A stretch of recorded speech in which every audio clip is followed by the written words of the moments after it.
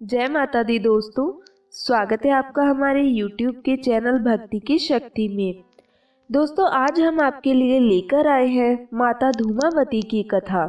देवी पार्वती की पूजा हर सुहागन स्त्री अपने सुहाग की रक्षा और सौभाग्य वृद्धि के लिए करती है। लेकिन देवी पार्वती का ही एक ऐसा रूप है जिनकी पूजा करने से सुहागन स्त्रियां डरती हैं, और ये रूप है देवी धूमावती का। दरअसल देवी पार्वती अपने इस रूप में एक विधवा स्त्री की तरह दिखती है।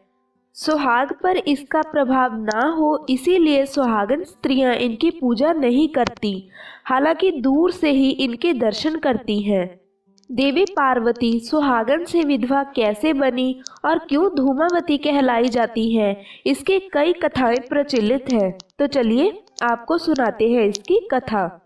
पुराणों के अनुसार एक बार मां पार्वती को बहुत तेज भूख लगी, किंतु कैलाश पर उस समय कुछ नहीं था। इसीलिए वह भगवान शंकर के पास गई और उनसे भोजन की मांग करने लगी, किंतु उस समय भगवान शंकर अपनी समाधि में लीन होते हैं। मां पार्वती के बार बार निवेदन करने के बाद भी भगवान शंकर ध्यान से नहीं उठते और वे अपने ध्यान में ही मगन रहते हैं। मां पार्वती की भूख और तेज होती गई और वह भूख से व्याकुल हो उठी। जब मां पार्वती को खाने की कोई चीज नहीं मिली, तब वह भगवान शिव को ही निगल गई। भगवान शिव के कंठ में विष होने के कारण मां के शरीर से धुआं निकलने लगता है। उनका स्वरूप श्रृंगारहीन हो जाता है और उनकी भूख शांत हो जाती है। इसके बाद भगवान शिव अपनी माया के द्वारा मां पार्वती के शरीर से बाहर आते हैं और मां पार्वती के इस स्वरूप को देखकर कहते हैं कि अब से आप इस भेष में ही पूजी जाएंगी। इसी कारण मां पार्वती का नाम देवी धूमावती पड़ा। इंसान की कुछ कामनाएं होती हैं जो कभी खत्म नहीं होती, और इसीलिए वे हमेशा असंतुष्ट ही रहता है।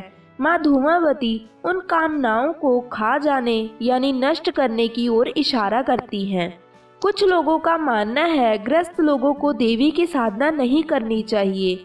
इस महाविद्या का स्थायी आवाहन नहीं होता, अर्थात इन्हें लंबे समय तक घर में स्थापित या विराजमान होने की कामना नहीं करनी चाहिए, क्योंकि ये दुख, कलेश और दरिद्रता की देवी है। जब शुरू करने से पहले आवाहन करें और खत्म होने पर विसर्जन कर दें। तो ये थी मां धूमावती की कथा।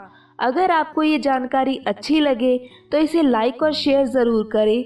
साथ ही साथ हमारे चैनल से जुड़े रहने के लिए इसे अभी सब्सक्राइब करें। जय माता दी।